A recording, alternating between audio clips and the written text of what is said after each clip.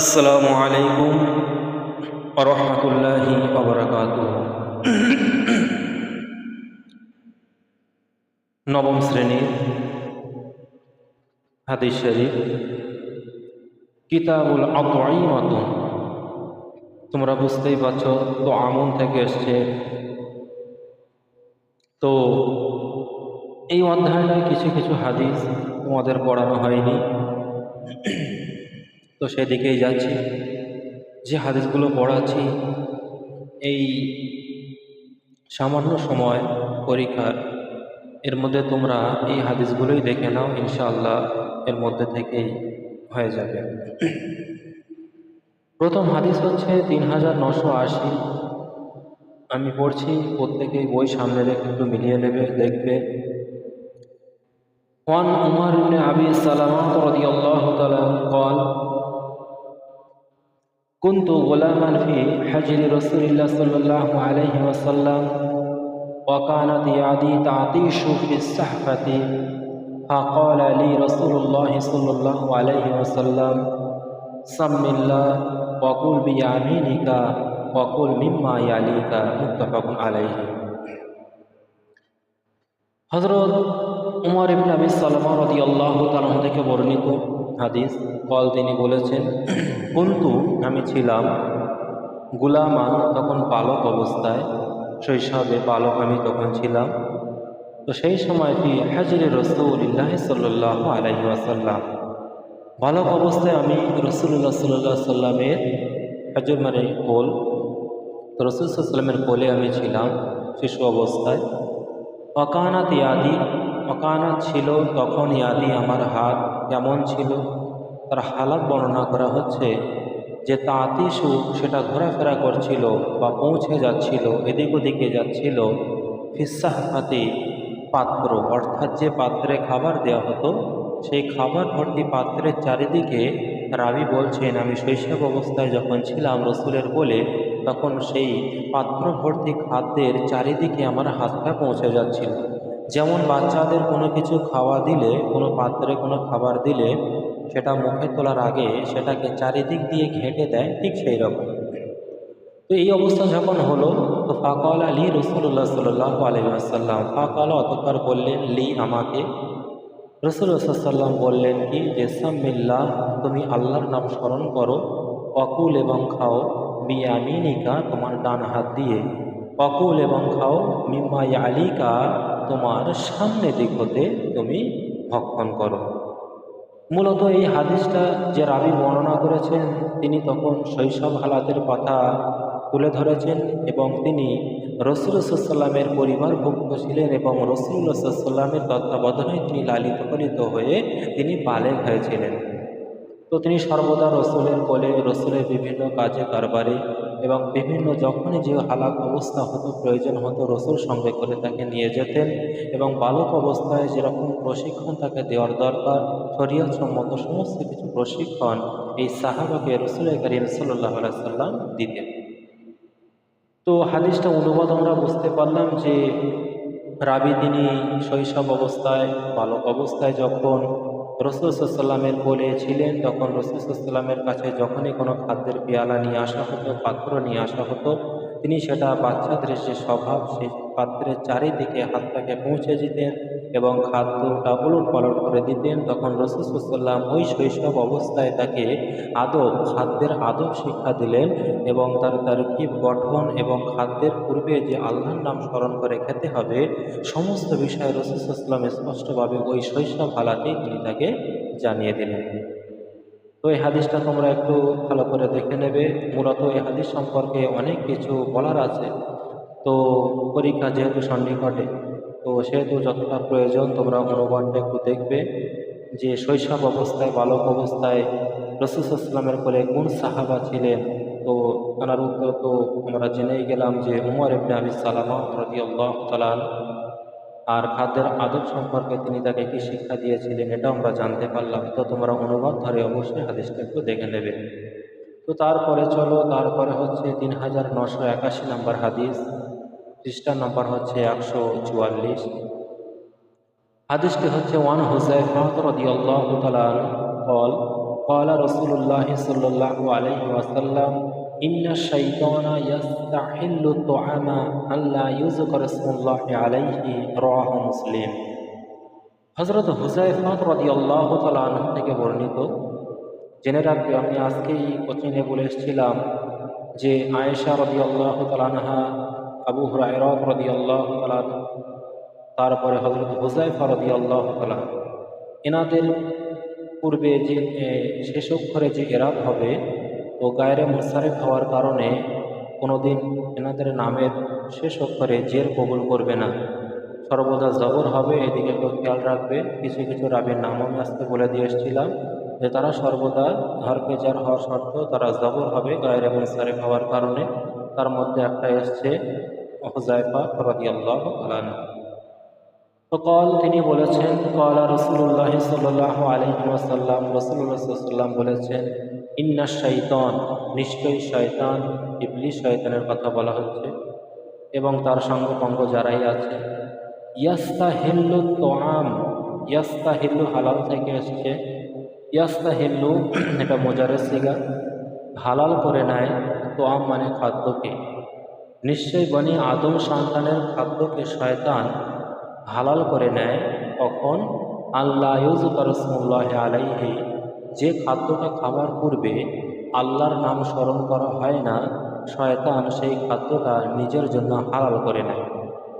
এখন শয়তান যে হালাল করে নেয়, এ বিষয়টা আমাদের বুঝতে হবে যে আমরা যে খাদ্যের উপরে বিসমিল্লাহ সহ আল্লাহর নাম স্মরণ করে খেয়ে থাকি, মূলত আল্লাহর নাম নেওয়ার সঙ্গে সঙ্গেই শয়তান সেই খাদ্য থেকে দূরে চলে যায়। কোনো হিস্সা তো দূরের কথা, হাত দেওয়া, মুখ লাগানো তো দূরের কথা, আল্লাহর নাম নেওয়ার সঙ্গে সঙ্গে শয়তান সেই খাদ্য থেকে দূরে চলে যায়। তো আমরা যখন বিসমিল্লাহ পড়ি না, ইচ্ছা করে যখন আমরা সেটাকে ছেড়ে দেই বা ভুলে যাই, তখন শয়তান সেই খাদ্যের নিকটবর্তী হয়ে যায় এবং আমাদের সঙ্গেও সে সেই খাদ্যটা খেয়ে থাকে। আর শয়তান যদি আমাদের খাদ্যে শামিল হয়, তো সেই খাদ্যটা আমাদের জন্য বরকত শূন্য হয়ে যায়। সেই খাদ্যটা খেয়ে আমাদের শরীরে কোনো রকম কোনো উন্নতি সাধন হয় না, কারণ শয়তানের প্রভাব, শয়তানের আসর পড়ার কারণে।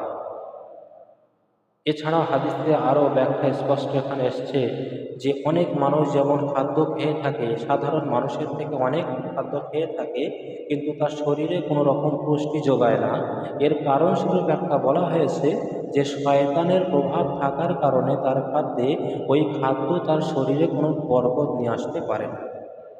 তো এই সামান্য ব্যাখ্যার মধ্যে আমরা বুঝতে পারলাম যে আল্লাহ রাব্বুল আলামিনের নাম যদি আমরা বিভিন্ন ভালো কাজের শুরুতে, বিশেষ করে খাদ্য খাওয়ার শুরুতে আমরা যদি না বলি, না স্মরণ করি বা ভুলে যাই, তাহলে শয়তান আমাদের সেই খাদ্যে অংশগ্রহণ করে এবং তার থেকে বরকত সে তুলে নিয়ে যায় এবং সেই খাদ্যটা আর সাধারণ মানুষের জন্য, উম্মতে মুহাম্মাদের জন্য এবং কিয়ামত পর্যন্ত যে মানুষগুলো আসবে সকল মানুষের জন্য এই বরকত শূন্য আকারেই থাকবে, যতক্ষণ না সেই খাদ্যের উপরে আল্লাহর নাম স্মরণ করা না হবে। এ পরিপ্রেক্ষিতে আরেকটি কথা আছে, যদি আমরা খাদ্য খাওয়ার পূর্বে আল্লাহর নাম স্মরণ করতে ভুলে যাই, এই বিষয়টি একটি সতর্ক আমাদের আমলে রাখতে হবে, খেয়াল রাখতে হবে, যেটা আমরা যেন ভুলে না যাই। এ সম্পর্কে এসছে যে যখনই আমরা ভুলে যাব খাদ্য খাওয়ার পূর্বে আল্লাহর নাম স্মরণ করা, খাদ্য খাওয়ার যে মুহূর্তেই সেটা স্মরণে আসুক না কেন, যে সময়টাই স্মরণে আসুক না কেন, সঙ্গে সঙ্গে আমরা আল্লাহর নাম স্মরণ করব এবং তখন থেকে আবার আমরা খাওয়া শুরু করব ইনশাআল্লাহ। হাদিসটা একটু ভালো করে দেখে রাখবেন যে বলা হয়েছে ইন্নাশ শাইতান, নিশ্চয়ই শয়তান, ইয়াস্তাহিল্লু তোয়াম, খাদ্যকে হালাল করে নেয়। বলছে আল্লাহ ইউযকার ইসমুল্লাহি আলাইহি, যে খাদ্যের উপরে, যে খাদ্য খাওয়ার পূর্বে আল্লাহর নাম স্মরণ করা হয় না। পরের হাদিসে চলো 145 পৃষ্ঠা 3983 নম্বর হাদিস। عن ابن عمر رضي الله تعالى عنه قال قال رسول الله صلى الله عليه وسلم إذا أكل أحدكم فليأكل بيمينه وإذا شرب فليشرب بيمينه رواه মুসলিম। তোমাদের বোঝার জন্য আমি টোটাল এবারটা পড়ছি, কিন্তু আমার এখানে পড়ার দরকার যখন আমি ছেড়ে দিচ্ছি ঠিক এরকম যে ইজা আকাল আহাদুকুম ফালিয়াকুল বিয়ামিনি বা ইজা শারিবা ফালিয়াশরাব বিয়ামিনি। আমি পরিপূর্ণ বিষয়টা তোমাদের বোঝানোর জন্য আমি এভাবে পড়ছি, তারকিব ছাড়া। তো ইবনে ওমর রাদিয়াল্লাহু তাআলা থেকে বর্ণিত তিনি বলেছেন, ওয়ালা রাসূলুল্লাহি সাল্লাল্লাহু আলাইহি ওয়াসাল্লাম, রাসূলুল্লাহ সাল্লাল্লাহু আলাইহি ওয়াসাল্লাম বলেছেন যে ইজা আকালা আহাদুকুম, ইজা যখন আকালা তোমরা খাবে ভক্ষণ করবে, আহাদুকুম তোমাদের মধ্যে কেহ, ফালিয়াকুল সে যেন অবশ্যই খায় বিয়ামিনিহি তার ডান হাত দিয়ে, ওয়াইজা শারিবা আর যখন পান করে, ফালিয়াশরাব সে যেন পান করে বিয়ামিনিহি তার ডান হাত দিয়ে। আমি হিটা বললাম কেন, জমিরটা তোমাদেরকে বোঝানোর জন্য যে সে যেন তার ডান হাত দিয়ে খায় এবং তার ডান হাত দিয়ে পান করে। তো মূলত এই বিষয়টা আমাদের আর ব্যাখ্যা তেমন প্রয়োজন নেই, যে আমাদের খাবার আদবের মধ্যে দ্বিতীয় শর্ত হচ্ছে যে আমাদের অবশ্যই ডান হাত দিয়ে খেতে হবে, কারণ আল্লাহ রাব্বুল আলামিন তার বান্দাদের ডান হাতটাকে পবিত্র কাজের জন্য এবং বাম হাতটাকে বিভিন্ন নোংরা বা আমাদের জিসমি হালাতে যখন আমরা নাপাক হয়ে যাই বা বিভিন্ন অবস্থায় যখন আমরা নাপাকি ঘাঁটি প্রয়োজন পড়ে যায়, তখন আমাদের বাম হাতটা ইস্তেমাল করার অনুমতি দিয়েছেন। সুতরাং আমাদের সর্ব অবস্থায় খাবারের ক্ষেত্রে প্রয়োজন ছাড়া যেন আমরা বাম হাতে না খাই সেদিকে আমাদের খেয়াল রাখতে হবে। অবশ্যই সর্ব অবস্থায় আমরা ডান হাতে খাবো ইনশাআল্লাহ। তারপরে হাদিস 3984, ওয়ানহু হাদিস বর্ণনা করছেন, পূর্বে যিনি রাবি হাদিস বর্ণনা করেছিলেন হযরত ওমর রাদিয়াল্লাহু তাআলা আনহু তিনি বলেছেন, ক্বালা রাসূলুল্লাহ সাল্লাল্লাহু আলাইহি ওয়াসাল্লাম, রাসূলুল্লাহ সাল্লাল্লাহু আলাইহি ওয়াসাল্লাম বলেছেন, লা ইয়াকুলান্না আহাদুকুম তোমাদের মধ্যে থেকে কেউ যেন না খায় বিশিমালিহি তার বাম হাত দিয়ে, ওয়ালা ইয়াশরাবান্না বিহা এবং পান যেন না করে, বিহা ওই বাম হাত দিয়ে সে যেন পানও না করে, পানীয় পান না করে। ফাইনা শয়তান কেননা নিশ্চয় শয়তান, ইয়াকুলু সে খেয়ে থাকে, বিশিমালিহি বাম হাত দিয়ে, ওয়াইয়াশরাবু বিহা এবং সে বাম হাত দিয়েই পান করে থাকে। সুতরাং আমরা যদি সেই বাম হাত দিয়ে খাই এবং পান করি, তাহলে আমলটা আমাদের শয়তানের মতো আমল হয়ে যায়। যে আল্লাহ রাব্বুল আলামিন আমাদেরকে কত রহমত করেছেন, কত দয়া করে আমাদেরকে সৃষ্টি করেছেন, কত ভালোবেসে আমাদেরকে সৃষ্টি করেছেন, কিন্তু সেই আল্লাহ রাব্বুল আলামিনের হুকুম হাকাম থেকে যদি গাফেল হয়ে আমরা শয়তানের ইতাআত করি, শয়তানের আমলের সঙ্গে আমাদের আমলকে মিলিয়ে নেই, তাহলে জাহান্নাম ছাড়া আমাদের পরিণতি আর ভালো কিছু হবে বলে মনে হয় না। তো আমরা অবশ্যই খাওয়ার সময় সেগুলো অবশ্যই খেয়াল রাখবো। হাজত ছাড়া, প্রয়োজন ছাড়া আমরা কোনো অবস্থাতেই যেন বাম হাত দিয়ে না খাই, না পান করি, এ বিষয়ে আমাদের খেয়াল রাখতে হবে। তারপরের হাদিস 3985, হাদিস বর্ণনা করছেন ওয়ান কাব ইবনে মালিক রাদিয়াল্লাহু তাআলা তিনি বলেছেন, কানা রাসূল সাল্লাল্লাহু রাসূল সাল্লাল্লাহু ছিলেন। এই যে কানা আগে এসেছে যে রসুল ছিলেন, এর হালাতটা পরে বর্ণনা করা হচ্ছে কিরকম, যে কানা রাসূল সাল্লাল্লাহু রসুল ছিলেন, কেমন ছিলেন বলছেন হালাত পরে, যে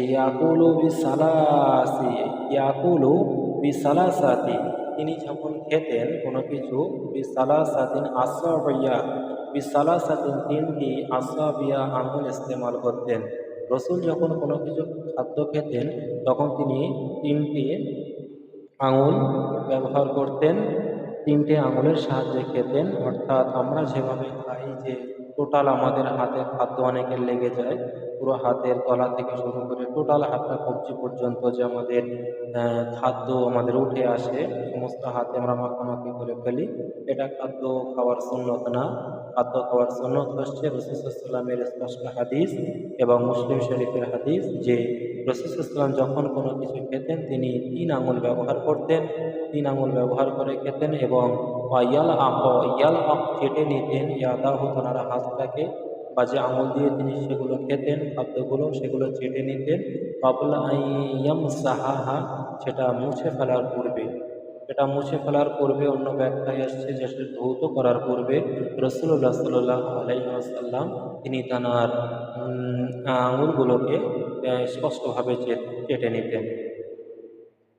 তো এই যে হাদিসটা, দিনের পর দিন আমাদের আমল কমে যাচ্ছে, এই আমলটা কমে যাচ্ছে আমাদের সিচুয়েশনের ভিত্তিতে। কারণ আঙুল চাটাকে অনেকে এখন নিজের কাছে একটা আত্মসম্মান, একটা লজ্জাবোধ বলে আমরা মনে করি। এটা স্পষ্ট যে লজ্জাবোধ হয় আমাদের, যে বিভিন্ন যখন অনুষ্ঠানে আমরা যাই, বড় বড় অনুষ্ঠানে, বিশেষ করে বিয়ে বাড়ি বা বিভিন্ন অনুষ্ঠান বাড়ি যখন যাই, যে সবাই যখন আমাদের ডাইনিংয়ে খাদ্য দেয়, তখন খাদ্য খাওয়ার পরে আঙুলটা চেটে নেবো সকলের সামনে, এটা যেন কেমন একটা আমাদের মনে হয়। যে একটা বিষয় আমাদের খেয়াল রাখতে হবে, যে এখানে যদি সেই মজলিসে গিয়ে আমাদের সুন্নত এইভাবে ছেড়ে যাওয়ার আশঙ্কা থাকে, তো সেই মজলিসকে বর্জন করা বাঞ্ছনীয়। সে মজলিস আমাদের দরকার নেই, যে মজলিসে গিয়ে আমাদের একটা সুন্নতকে আমরা দাফন করে দিচ্ছি। তো আমাদের খেয়াল রাখতে হবে যে কে কি বললো না বললো সেদিকের ভ্রুক্ষেপ না করে আমাদের সুন্নতকে আমাদের আঁকড়ে ধরতে হবে। কারণ সুন্নত সম্পর্কে, এই আখেরি নবীর উম্মত সম্পর্কে নবী করিম সাল্লাল্লাহু আলাইহি ওয়াসাল্লাম স্পষ্ট হাদিস বর্ণনা করেছেন। হাদিসটা আমরা একটু শুনি, যে রাসূল সাল্লাল্লাহু আলাইহি ওয়াসাল্লাম বলছেন যে মান তামাসসাকা বিসুন্নতি ইনদা ফাসাদি উম্মতি ফালাহু আজরাম মিআতা শাহিদিন। যে আমার এই ফিতনা ফাসাদের যুগে আমার একটা সুন্নতকে আঁকড়ে ধরবে, ফালাহু আজরাম মিআতা শাহিদিন, আল্লাহ রাব্বুল আলামিন তার জন্য দুটি শহীদের মর্যাদা দান করবে। তো শহীদের মর্যাদা, শহীদ কারা?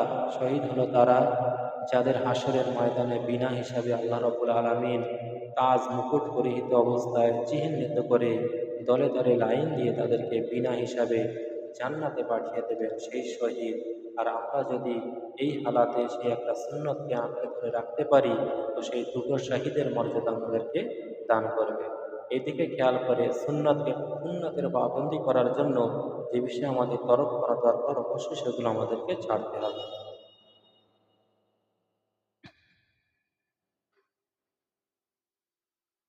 3986 নম্বর হাদিস।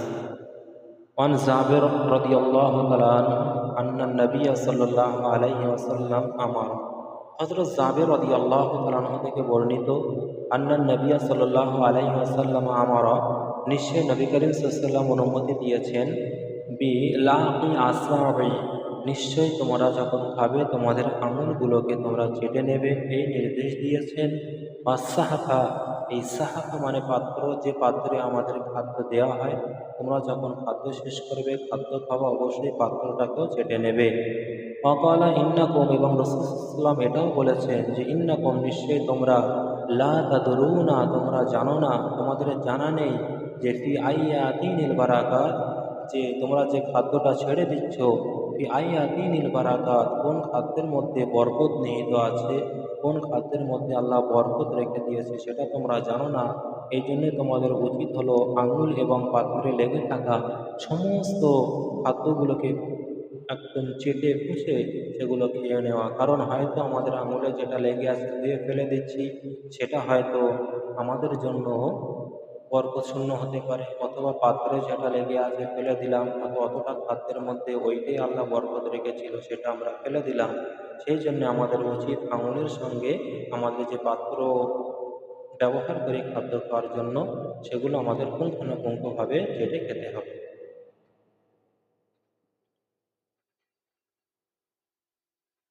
তারপর একটি হাদিস, এই হাদিসটা পড়ি আপাতত তোমাদের শেষ করব। এরপরে ভিডিও তোমরা নেক্সট হাদিসগুলো পাবে ইনশাল্লাহ। এইগুলো আপাতত একটু তোমরা দেখে নাও। যে হাদিস নাম্বার হচ্ছে 3989। বর্ণনা করছে নন আবি হুযায়ফা রাদিয়াল্লাহু তাআলা আনহু قال قال النبي صلى الله عليه وسلم لا آكل متقيا। খুব ইম্পর্টেন্ট হাদিস, যেটা শূন্যস্থানেও আসে। যে আবু হুরায়রা রাবি হচ্ছেন আবি হুযায়ফা রাদিয়াল্লাহু তাআলা আনহু قال قال النبي صلى الله عليه وسلم لا آكل, মানে একটা ড্যাশ দিয়ে দেবে যে লা আকুলু মুত্তাকিয়ান। খুব ইম্পর্টেন্ট হাদিস, এটা বুখারী শরীফের হাদিস। আবু হুযায়ফা রাদিয়াল্লাহু থেকে বর্ণিত, তিনি বলেছেন قال رسول الله صلى الله عليه وسلم قال النبي صلى الله عليه وسلم, নবী সাল্লাল্লাহু আলাইহি ওয়াসাল্লাম বলেছেন, লা আকুলু মুত্তাকিয়ান, তোমরা খাদ্য খাবে না বা পানীয় পান করবে না মুত্তাকিয়ান, এই মুত্তাকিয়ান মানে হেলাম দিয়ে। তোমরা হেলাম দিয়ে কোনো খাদ্য তোমরা খাবে না। এর কারণ সম্পর্কে সবথেকে গুরুত্বপূর্ণ বিষয় হলো, যখন কোনো মজলিসে হোক, একাকী হোক, বসার জায়গা থাকা সত্ত্বেও যখন নিজের শরীরের আরাম আয়েশ দেওয়ার জন্য সেই মজলিসের থেকে আমি পৃথক বৈশিষ্ট্য সম্পন্ন হই, সকলে বসে খাচ্ছে একভাবে আর আমি সেখানে হেলাম দিয়ে খাদ্য খেতে শুরু করলাম, এর মধ্যে আমার অহংকার সৃষ্টি হতে পারে, এর মধ্যে আমার গর্ব থাকতে পারে, যেটা নবী করিম সাল্লাল্লাহু আলাইহি ওয়াসাল্লাম স্পষ্ট হারাম বলে ঘোষণা করেছেন। সুতরাং কোনো মজলিসে যেভাবে যে হালাতে মানুষ থাকে, প্রত্যেক মানুষের জরুরি হলো সেই মজলিসের সঙ্গে নিজেকে সামঞ্জস্য করে নেওয়া। যেমনভাবে খাদ্যের আদবের কথা বলা হয়েছে, প্রত্যেক মানুষের উচিত সুন্নতের পাবন্দি সহকারে ঠিক তেমনভাবেই খাদ্য খাওয়া। কোনো কারণ ছাড়া, কোনো পেরেশানি ছাড়া, রোগ অসুস্থতার কারণ ছাড়া কোনো ব্যক্তি যেন এই হেলাম দিয়ে না খায়, কারণ তার জন্য এই হেলাম দিয়ে খাওয়াটা কোনো এক সময় তাকে অহংকারের মধ্যে ফেলে দেবে। তখন সে হেলাম দিয়ে ছাড়া কোনো অবস্থাতে আর খেতে পারবে না। তো এই জন্য রাসূল সাল্লাল্লাহু আলাইহি ওয়াসাল্লাম এগুলো পুঙ্খানুপুঙ্খভাবে মানুষকে সতর্ক করেছে। তো আশা করি তোমরা হাদিসগুলো বইয়ের সঙ্গে মিলিয়ে নিয়ে বুঝতে পারবে এবং এইগুলো আপাতত পড়ো, তারপরে আর দুটো ক্লাস আমি দিয়ে দেবো। তার মধ্যে ইনশাআল্লাহ তোমাদের বাবুল আতঈমাতুন যে খাদ্য পর্ব আছে, সেটার মধ্যে থেকে তোমরা কোশ্চেন পেয়ে যাবে ইনশাআল্লাহ। আসসালামু আলাইকুম ওয়া রাহমাতুল্লাহি ওয়া বারাকাতুহু।